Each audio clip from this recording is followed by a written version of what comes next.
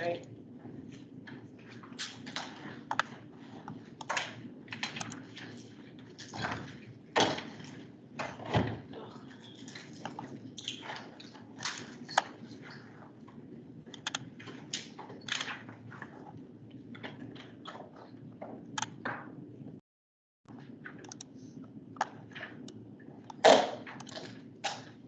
Good afternoon. Thanks for being on time.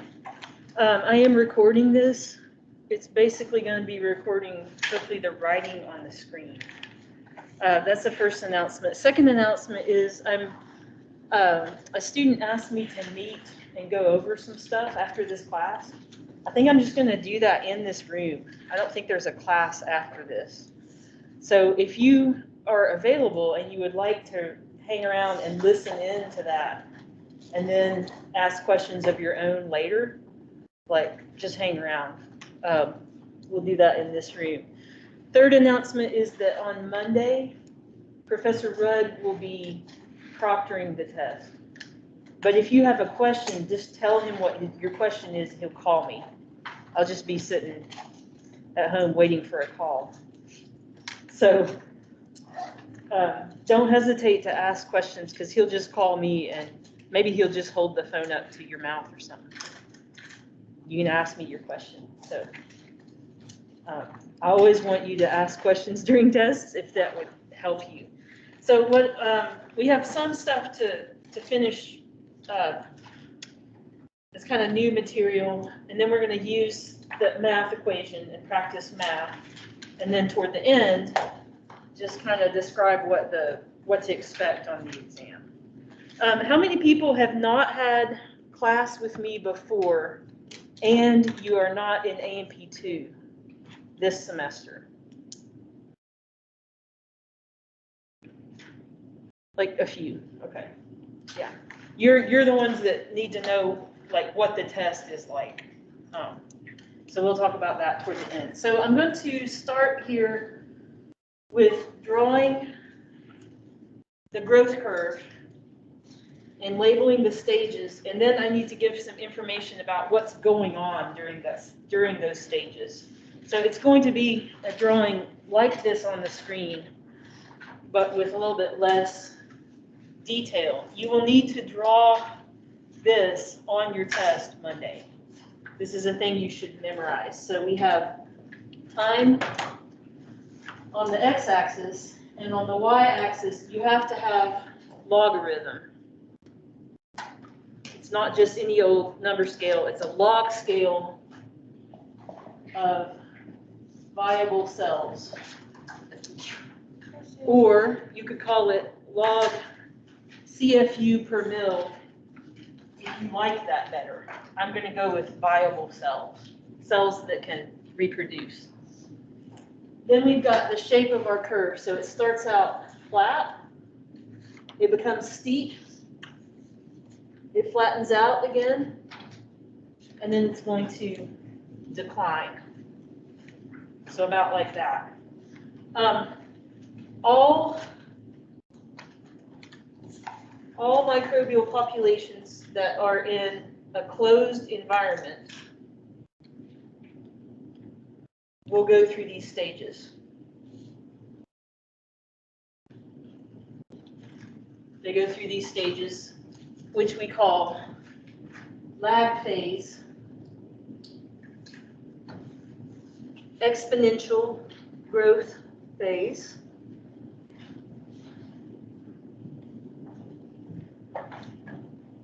stationary phase,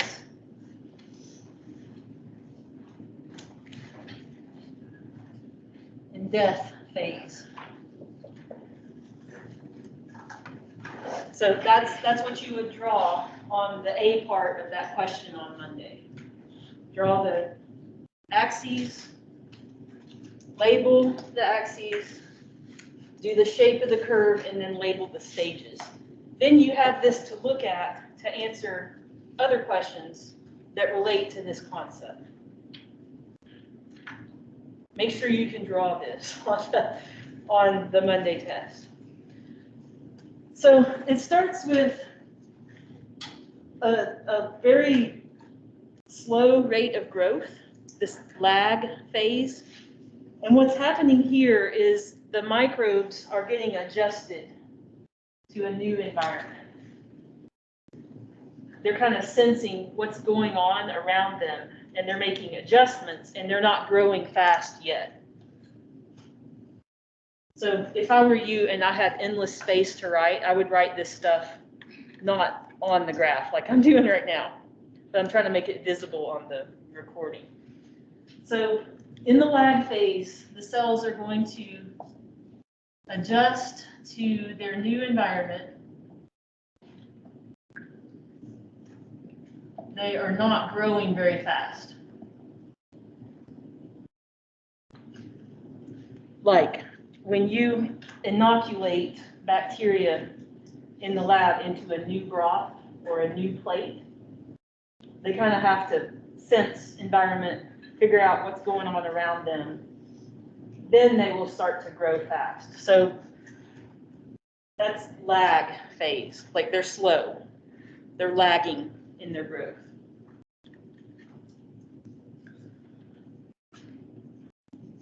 Next phase, they're growing really fast. They are growing as a population exponentially. Exponential growth phase. So this is when conditions are great. Let's say good. Conditions are good.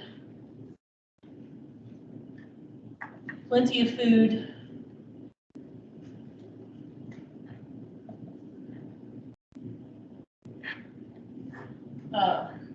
Population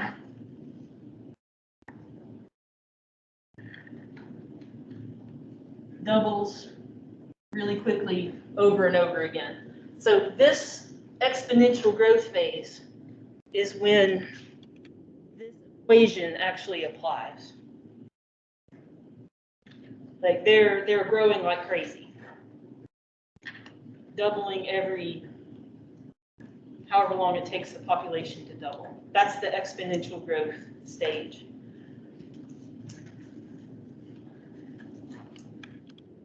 And we're trying to figure out in lab how microbes normally act, what's their usual behavior. It's best to try to get them when they're in exponential growth phase, when they're healthy. This is a healthy population. The microbes are healthy. They're doing well. So if you want to know how microbes usually act, you should try to study them at this phase. And for lab, if we start lab phase at 3 p.m. on Tuesday, exponential growth phase is going to be sometime on Wednesday. Like it takes some time for them to get going. Mm-hmm. Do we need to know the timetable? No. No. I'm just using that as an example. Yeah. Different microbes will have a different timetable of when they go through each stage. So if you live in cold conditions, it takes a lot longer amount of time for you to eventually get into death phase. It's different for different microbes, but the shape stays the same. Okay. Stationary, things are not going so well.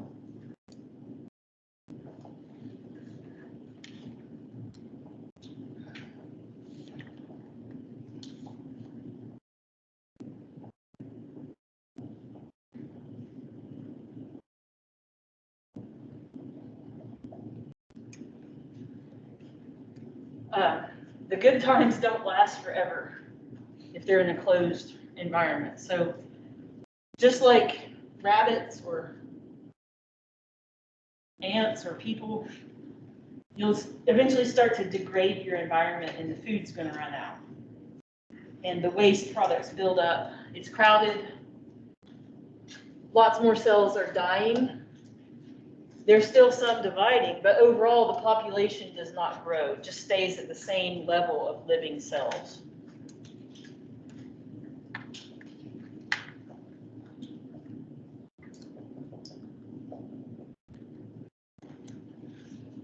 And that's why it's called stationary. So our number of living viable cells is going to stay about the same, because as fast as they're dividing, some of them are also dying. So still living cells, but overall the population's kind of leveled off. That's stationary phase. Death phase, things are getting worse.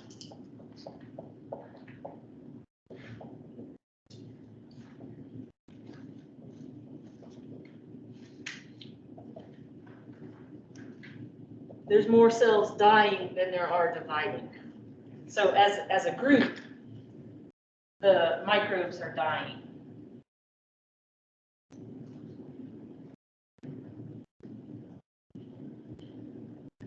Are there still living cells in this phase? Yes. There are, because we're measuring viable cells. So if you were in lab and you started the culture Tuesday, Wednesday it would be in good shape. Thursday it's going to be in stationary phase sometime.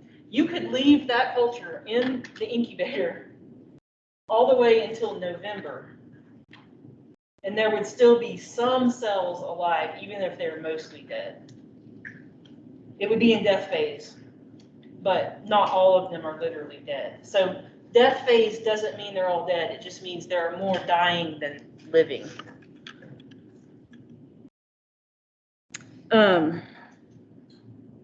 This example about the yogurt is good. Cold conditions, stable numbers. In your body, the bacteria will start to divide. That's actually good for you, for those, for probiotic bacteria. Here's another silly example. You have chicken in the fridge.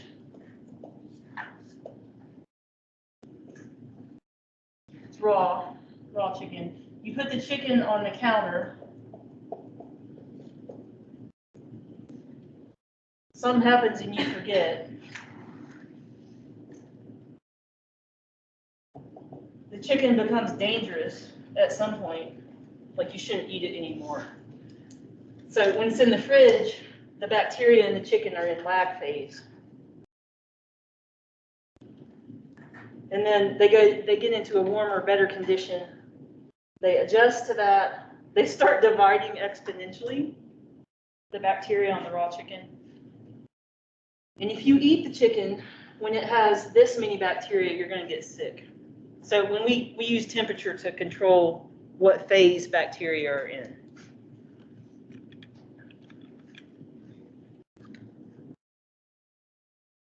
Be really careful with cooking chicken.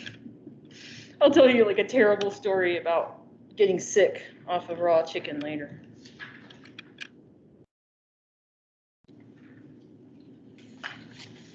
So on your exam, you draw this for the A part, and then I ask you questions. B, C, D, whatever, and you look at the chart and use that to help you answer the questions. That's one of the big topics.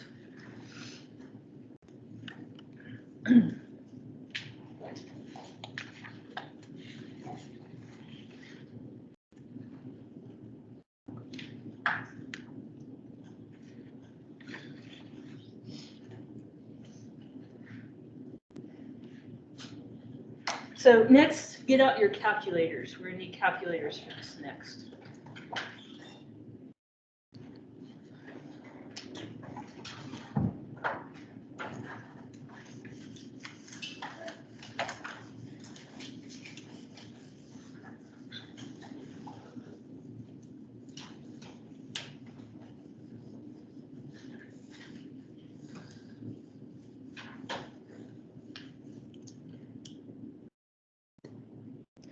Medically speaking, we worry the most about bacteria and other microbes that might harm us when they're in exponential phase,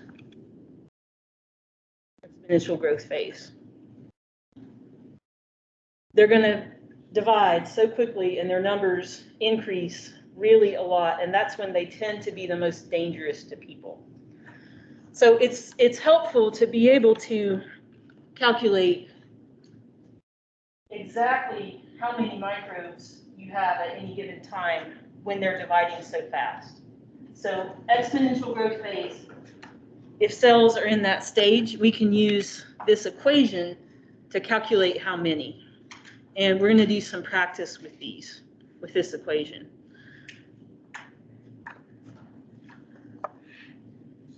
And from last time, you'll want to get out your notes where it says, what is n sub f? What is n sub I? So when I ask students to do this, it's always a word problem. Life is a word problem. That's why I do it that way. So say if we have 8 E. coli cells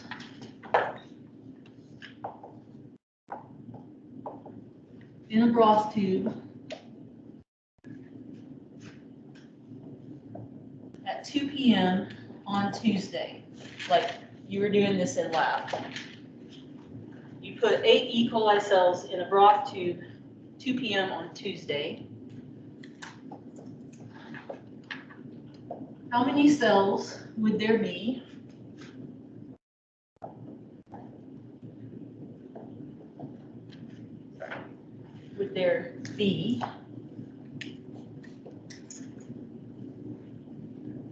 by 10 a.m. Wednesday?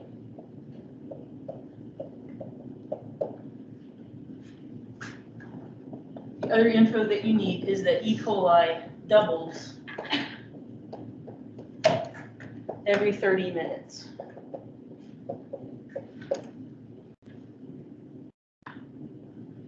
That's kind of the style of problems that people use this equation for.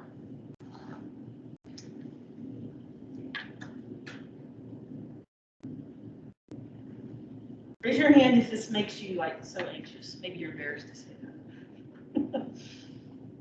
It's okay.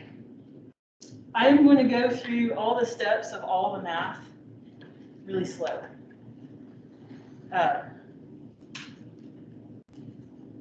So here we go.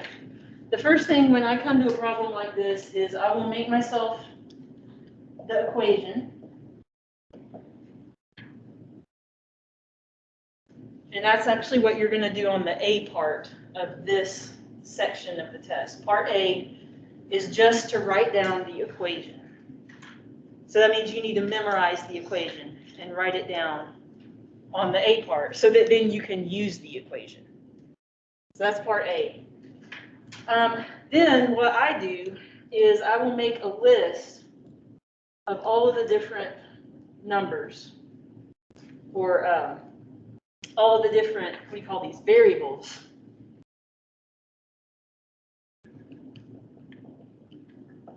that can go into that equation.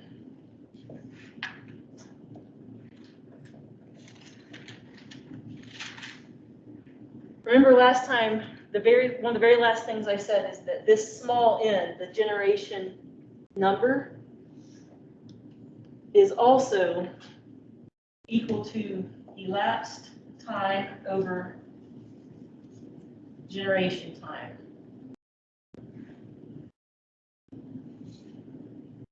So small n, it's the number of generations, but you're normally going to get that by using the elapsed time over generation time. So when I write down what are all my variables, I don't bother to write small n, because we're always going to calculate small n.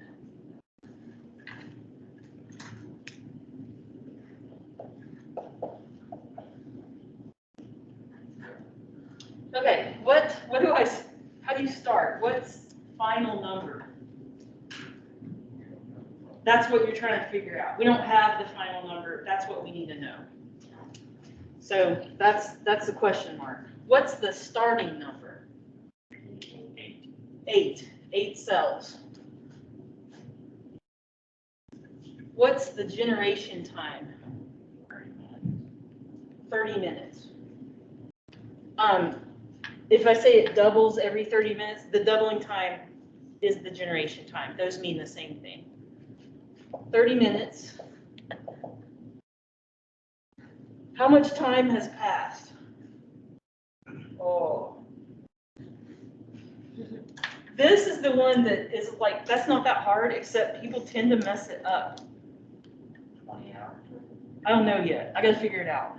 Okay, so 2 p.m. Tuesday, that means that there's 10 hours until midnight, and then there's 10 more hours on Wednesday.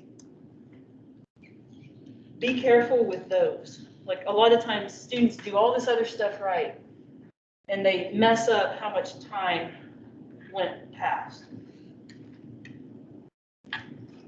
It's 20 hours, that's right. 20 hours. Now we can put stuff into the equation. Okay. I'm going to erase the top part up here so that this stays visible.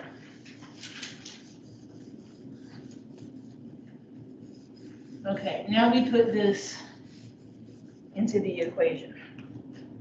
So N sub F is what we're trying to find. Equals 8. I really like to use a lot of parentheses. If you're going to put stuff in the calculator, like parentheses everything. 8 times 2 to the 20 over what? Yay! Whatever people said, 0.5. That's right. That's right. 20 over 0.5. Because you got to make these match. You got to make the units of the time match each other.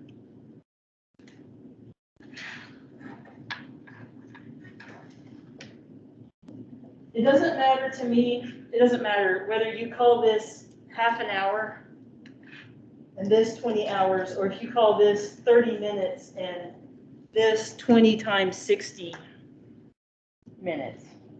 You just got to make them match. And, okay, now we got that set up. I like to simplify it.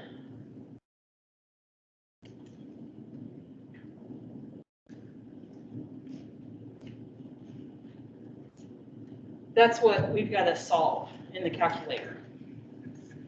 I mean, at least I do. I got to have a calculator to do that. Now get your calculator out, or your phone, if you plan on using your phone. And, whoops, my phone is not appropriate. I have a cheap Android. Doesn't do much.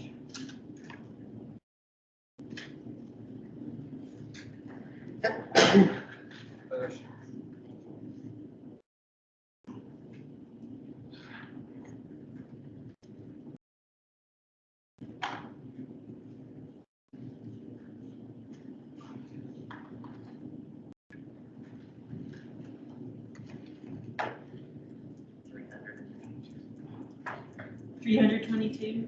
I think it's more than that.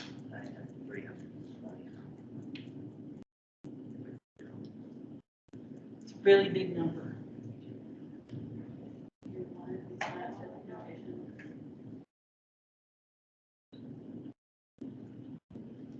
Yeah, I think you and I have the same number. Mine's coming out in scientific notation. Do you want scientific notation? I'll take it either way. Okay, so let me copy this off my calculator. Okay, so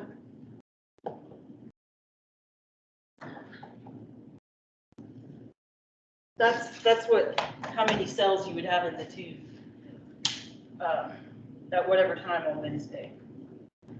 Very important. Here's a number.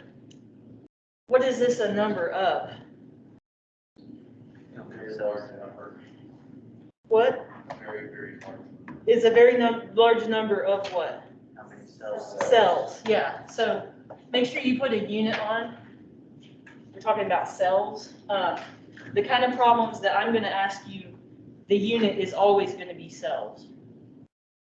I don't ask you to calculate the time. That's more difficult. Okay, so usually if you have worked out all of this stuff and you write it down like this, and then you do something weird with your phone or your calculator and you don't get this answer, you will like miss -2 out of 5 or something. So please do write down everything. And then if you have a calculator problem at the end, you haven't lost all the credit. Someone that did this on an iPhone, what did you literally put in when you did this? You have to do like 2 to the 40th power and then you times it by 8. 2 to the 40th? What does that literally look like? Like you put 2. 2 and then you hit x to the y. Okay, these are iPhone directions. Don't write this down unless you're going to be using an iPhone. Is that an iPhone? Yeah. Okay, 2, x to the y, then what? 40. 40. And then did you hit enter? Yeah. Okay. And then you get a huge number. And then do you do like second answer? How does that work? No, and then you just put times 8. Times 8.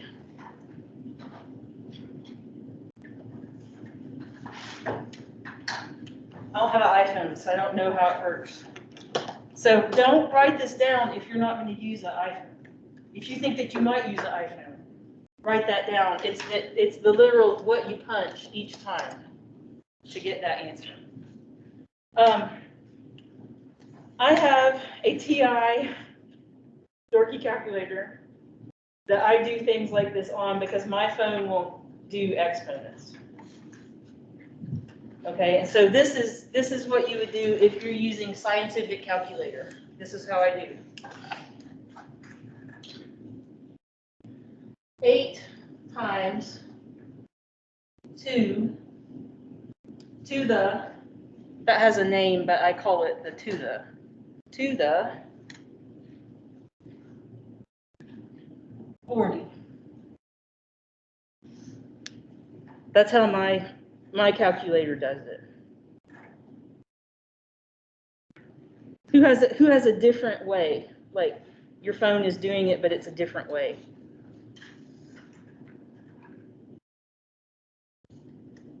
I feel like most people but me have iPhones. That's how you do it. So if you have questions about how to get it going in your calculator, like we will talk about that later. But we're going to do 3 more examples of these.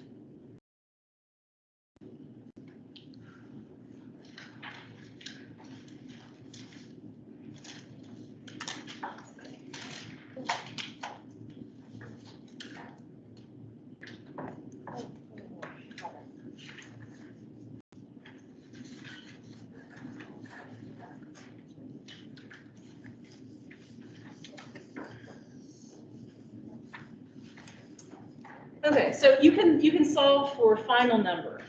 You can also solve for the starting number. That's what we're going to do next. We're going to solve for the initial number. Okay.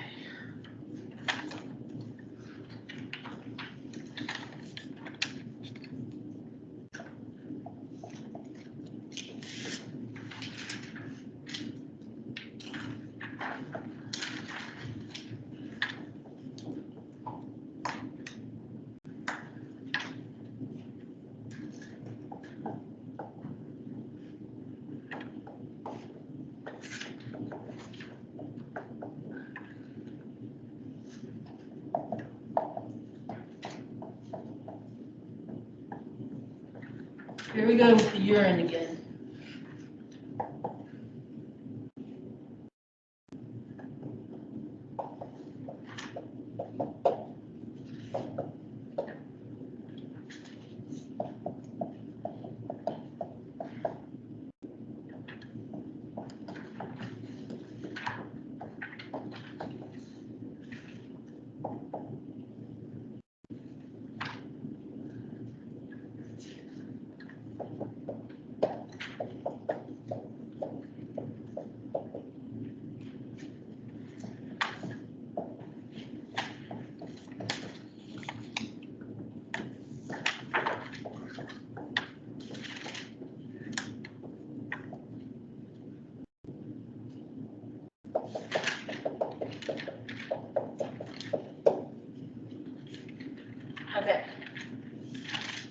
are 6.3 times 10 to the ninth Proteus vulgaris cells in the urine sample when someone processed it at 6 p.m.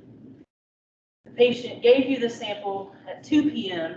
How many Proteus were in the sample initially, and you need to know the doubling time or the generation time. So for Proteus, the generation time is 75 minutes. It's slower than E. coli. This is why you should not wait around to process a urine sample, because stuff grows the longer it sits.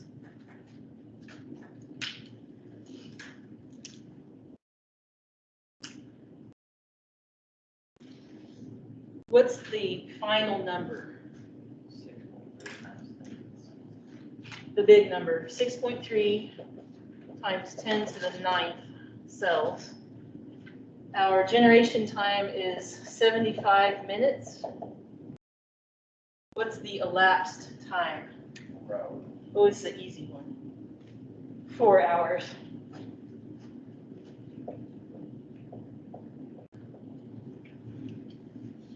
They're usually not that short. On this one, I want to change these to the other unit, just for you to have practice of that. So 4 hours could also be 240 minutes. 75 minutes is 1.25 hours, hour and a quarter. So as long as the units match up, you can do that however you want to.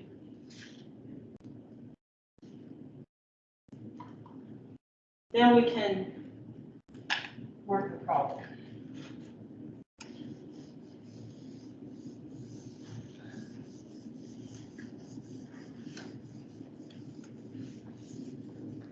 Okay.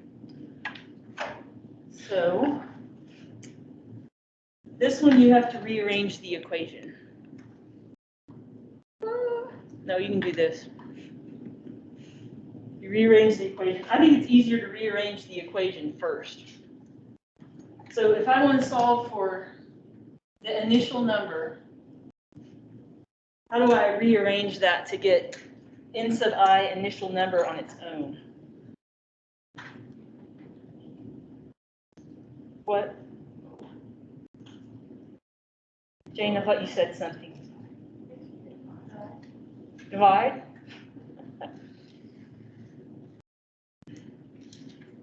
Divide what? 6.3 by 10 to the 9th. Oh my gosh, you're going so many steps ahead. I just want to rearrange this first and then plug stuff into it. Like you can do it that way. I think it's harder that way. Okay, so if I want to get n sub I on its own, I write this up high so you all can see it.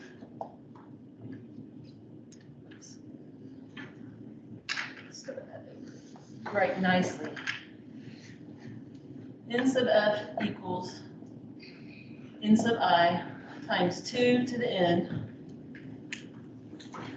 I need to divide both sides by 2 to the n.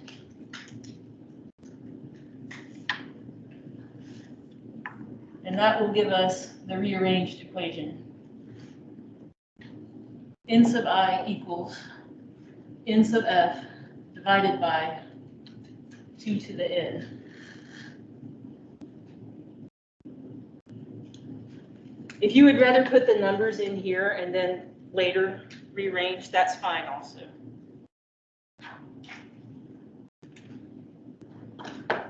Now we can plug in 6.3 times 10 to the 9th. And I'm going to put that in parentheses because I'm going to put it in my calculator that way. Divided by 2 to the,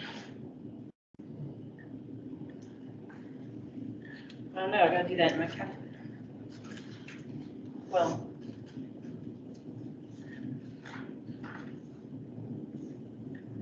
4 hours divided by 1.25.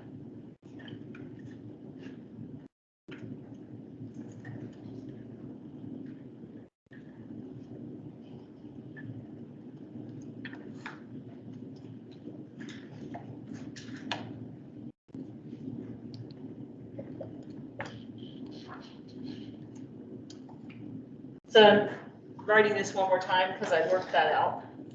2 to the 3.2 power. Now calculate.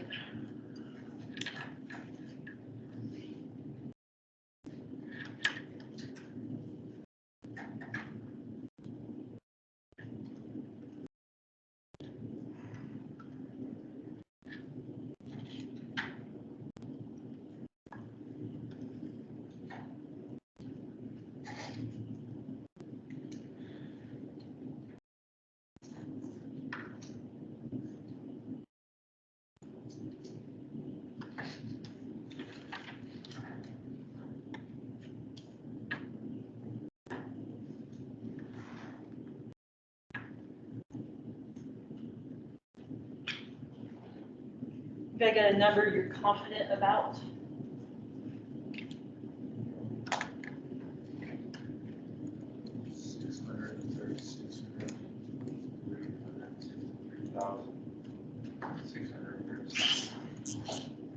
Anybody else get 636 million and something? I had 686 million. So sometimes it depends on how you set it up and what order you do the different things. When I grade these, if you had 635 million and I have written down on the answer key 685 million, I will count that. So like if the difference is coming from how your order of operations, that's okay. You all aren't professional lab scientists, but you need to be in the ballpark. So what I got, if I kind of round, you could write it, if you feel like writing the whole thing down from your calculator, I'll take it, but it's kind of lame that way. Okay, so that's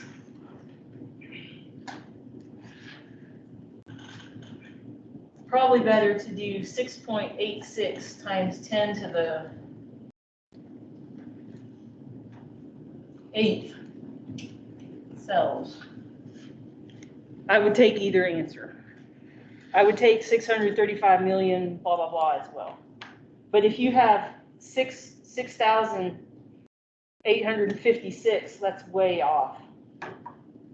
That's a huge difference. But always do as much math on the page as you can so I can see where you went wrong and give you extra or partial credit. Partial credit.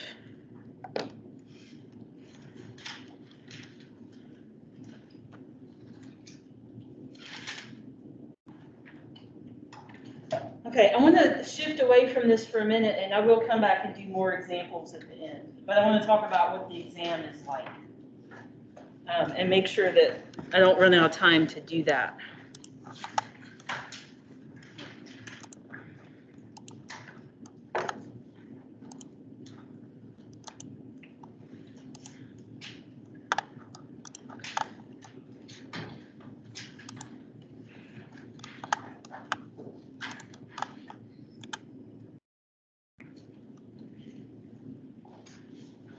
You all are the first class ever to get a typed out study guide for this exam because I'm freaking out that I've had to be online so much at the start of this. So this is your study guide, and the way that I do exams is I will tell you in advance what are the major topics. So this stuff 1 through 7, those are considered major topics. 70% of the exam points will come from the major topics. So if you only knew this stuff and you knew it really well, you could pass this exam without studying other stuff. I don't recommend that, but the major topics are things that are just really important to remember long term. So and each one of the major topics is going to be kind of a question on the test. So number one, it's got like part A, B, C, D, E, but all of the parts are about that same concept. Question two, however many historical figures you have, like is it 8, 10? Anybody know? I don't know.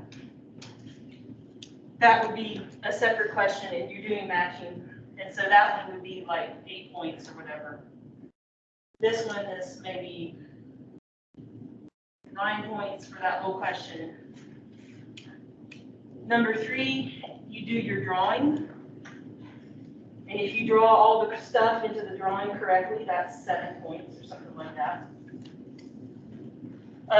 Number 4, that's got a few different parts, but it's probably 7 or 8 point question. Number 5, the same. You'll have that tubes picture up on the screen and it's a short answer. Different segments of the question, but they're all on that one topic. Your growth curve and then your math. The math will be at the back of the test. And then you have a certain number of multiple choice that cover other stuff like media or 5 eyes or stuff about the pills. So anything that's not in these major topics, that can be in multiple choice, but that stuff is about a fourth or 30% of the test. The next most important thing to know about my test is that you need to study the slides and the notes.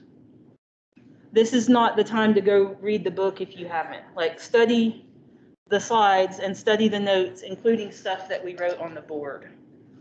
That's what I take the test from. Slides and notes. It's on paper. These tests are a little longer than A&P tests because they have 100 points, not 80. So they take a little longer. You have drawings. You usually have a graph every time. You have some math to do. If you are going to use your phone to do the math, you'll need to have Professor Rudd watch you use the phone. Because usually we don't let you have phones during tests, but what you should do is just kind of like raise your hand and then say, or tell him, I'm going to use my phone to do this math, and he'll kind of watch you do it, and then you put it back away. What other questions do you have about the test or tests generally? Yeah.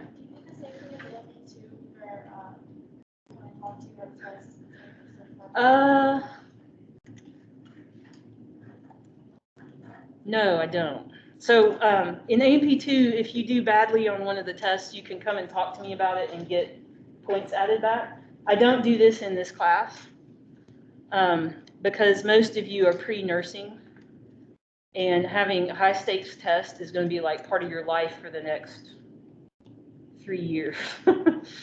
So need to hit the ground running. I also tend to never, well, I shouldn't say this. I tend to never have people just completely tank one of these tests. Like, don't, okay. Most of you have already had a test with me already, so maybe that's why. Maybe the A&P test comes around before this one, and people don't come blindly into these tests. So Alyssa Talabak and Favor and Abby and Chloe. Everybody else had one, right? Yeah, okay. The test might be hard. It might be harder than some of the other tests that you've had in college, so just study a lot. Study a lot and be over-prepared and use this, know all that first 7 stuff, and study the slides in your notes is my general advice. And then everybody else in here has had a test with me, and you can talk to them and see what they would recommend too. But some of you have lots of tests with me. Jeremy and Jenny and McKinley, Griffin, Jackie, and Damaris have had lots of tests with Ivy too. They've had a whole class full of them, so talk to them and get tips. Or you can talk to me and get tips, but that's what the exam will be like. This exam is 10% of your whole grade. So it's not the end of the world if you don't do great, but I don't add points back and I don't drop exams in this class. So now let's do more math. If you feel real confident about math, you don't have to hang around. If you want to hang around, practice math, you can. If you want to hang around and ask me other questions after class, you can. We'll do that.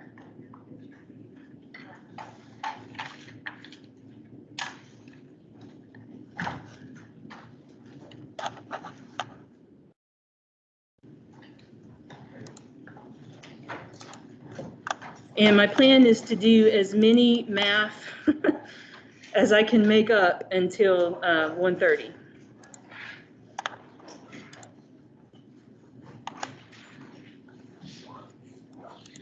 Oh, wait, one more thing. There's some extra math practice where it says bacterial growth practice questions.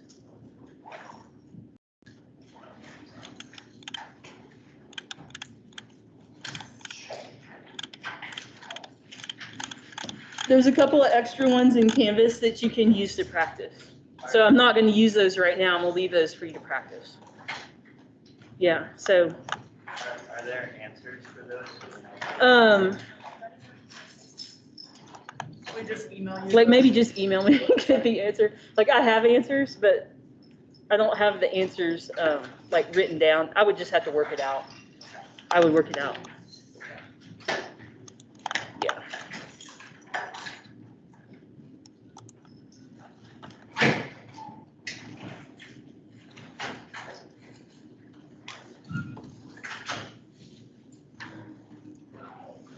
Does anybody need a book? Oh yeah, does anybody need a book? Like, you probably don't need a book right now so much, but you'll need a book This for is next your book. Wednesday. Yeah, that is my book. I'm happy for anybody to use it. You'll need it for the Wednesday reading quiz.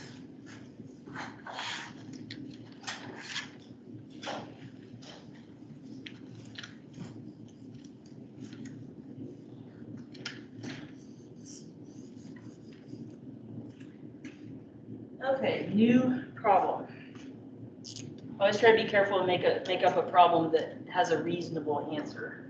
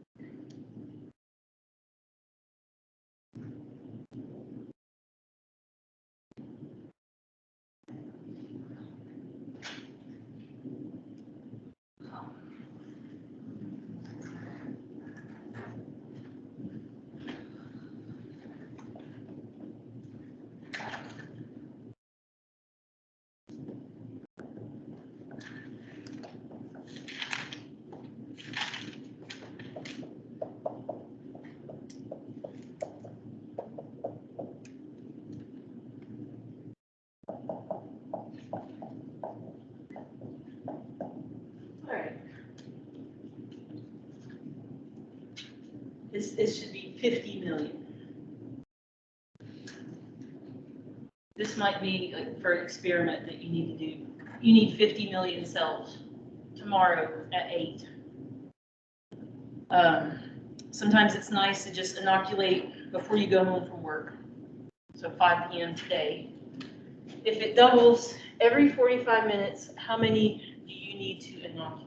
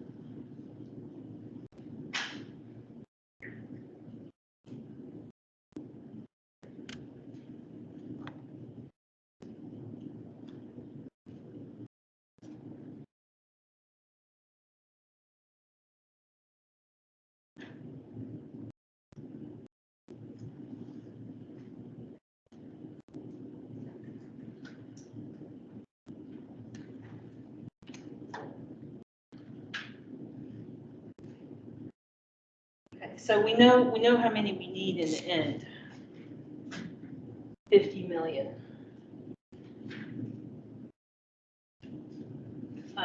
You could write that out as 50 million with zeros, or you can make it 50 times 10 to the 6, whatever suits you.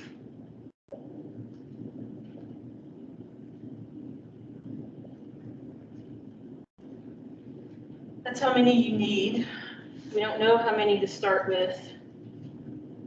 Our generation time is 0.75 hours.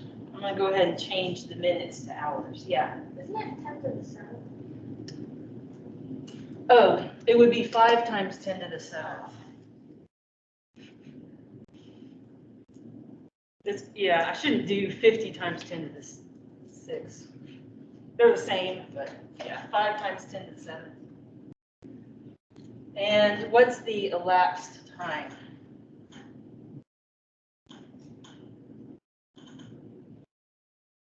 How much? 15 hours. Yeah, so if we start at 5 p.m. today, it's 7 hours till midnight, plus 8 more tomorrow, so 15 hours.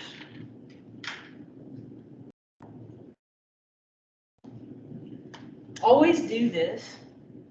Like if you're not confident with math, like always do this. Because if you get this far, that's like 2 points out of 5. This would be a 5-point question, probably. Yeah, I think writing down the equation is 2 points on the A part, and then you'll have 2 math problems, each one of them 5 points. Okay. So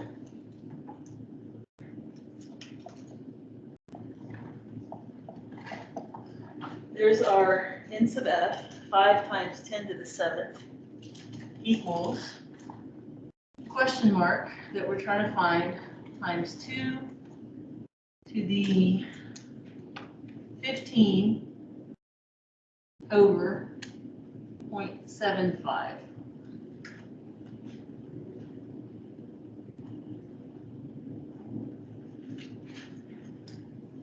And then I just need to rearrange this. So we would make this 5 times 10 to the 7th divided by 2. I like to go ahead and solve that. 15 divided by 0.75. Oh, nice. It comes out to be 20.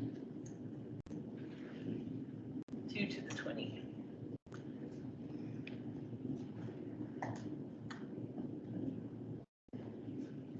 And then the tricky part is to get that into your calculator or your iPhone in the correct way.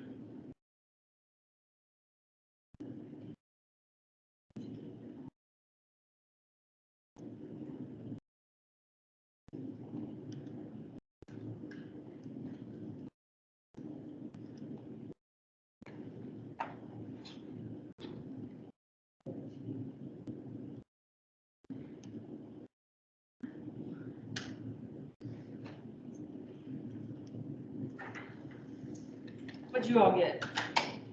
47 with a lot of decimal places. That's a relief.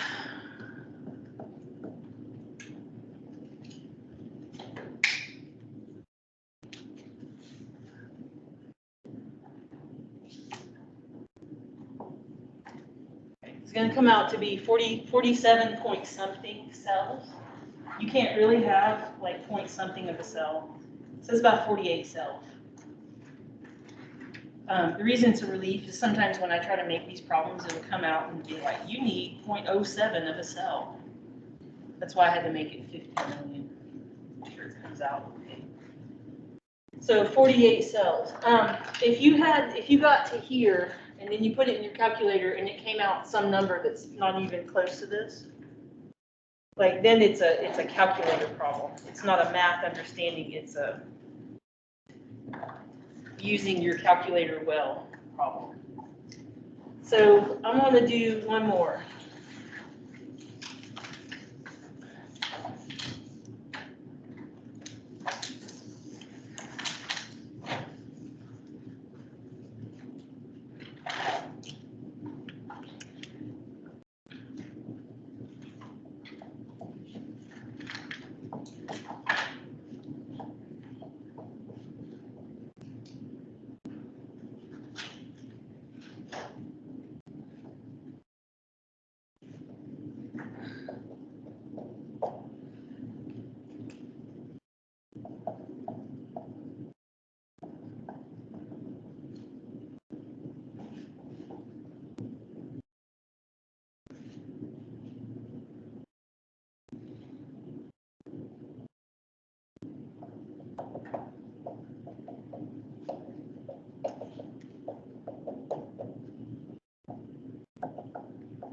We'll assume it's 1:30 p.m. right now, make it an easier time.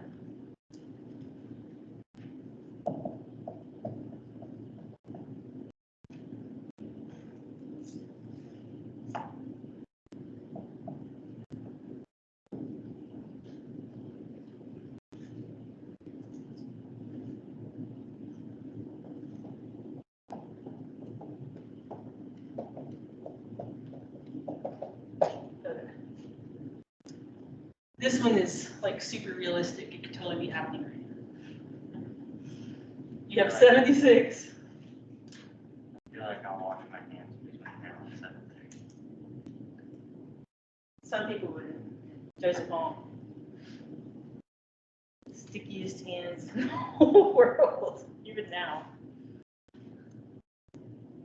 Yeah, it's kind of maybe a silly example, but it'll work for math project.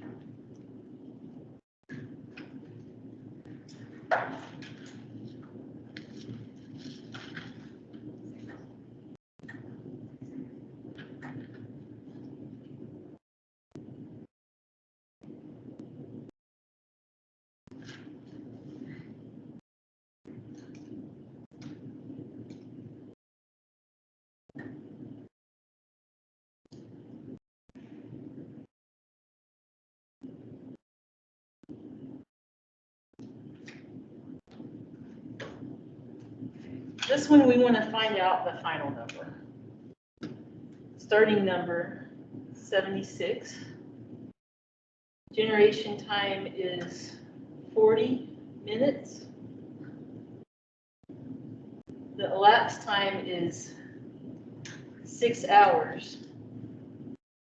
And then you need to multiply by minutes per hour to get, I think it's easier to convert on this one, the hours to minutes.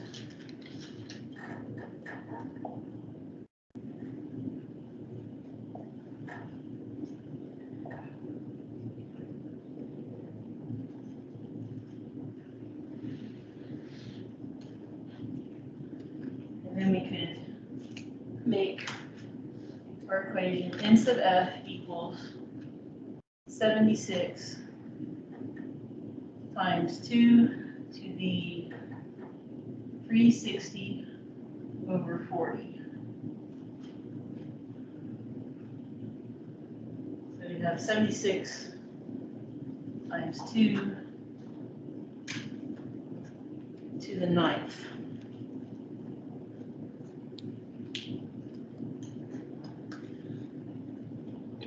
Alyssa, what'd you get?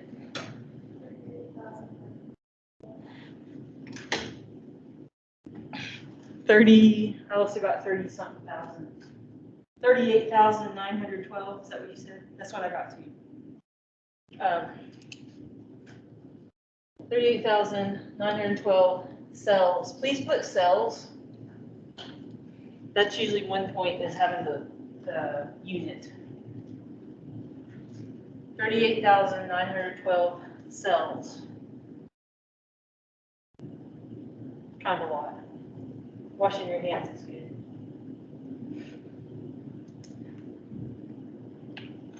Mm-hmm. Also, put the generation time below the elapsed time. Did I? I mean, I think you're always supposed to.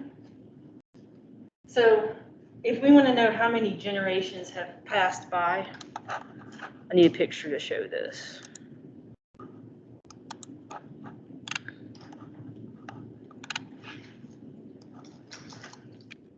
Okay. So the number of generations that passes by depends on how fast do those organisms divide and how much time has happened. So a human example, if we say that people have a new generation every 20 years, like if we assume when people are about 20, they have kids and that's a new generation. This is like saying how many generations are going to go by in 100 years. So the elapsed time is the total time. And then if you divide that by how long does it take for a generation to happen, then you'll know how many generations. Is that getting at what you? Sort of. Yeah. Like if we use this picture as an example.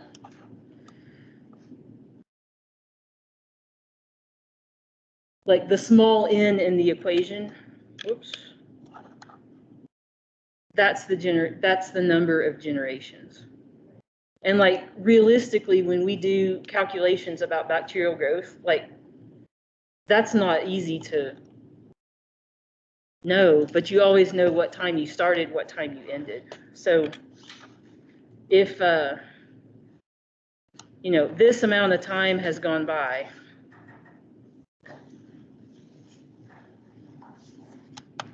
and we knew it takes an hour for them to double, and there's been 4 hours gone by, there's 4 generations happened during that time. That's not a thing that we tend to think about in human world.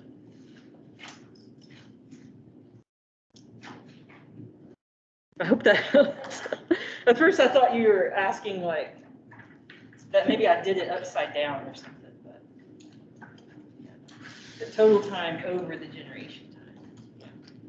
So if anybody would like to hang around, I'm going to be needing a favor to get her caught up on stuff she couldn't see on the notes. If you want to hang around, you can. If you have questions over the weekend, just email me. I'll be checking email occasionally. And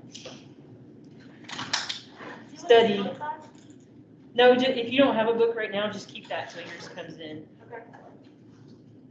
I just didn't have enough at the beginning of the semester to lend out to everybody that needed one. Thank you, Dr. Girl. Yes, you guys have a good weekend.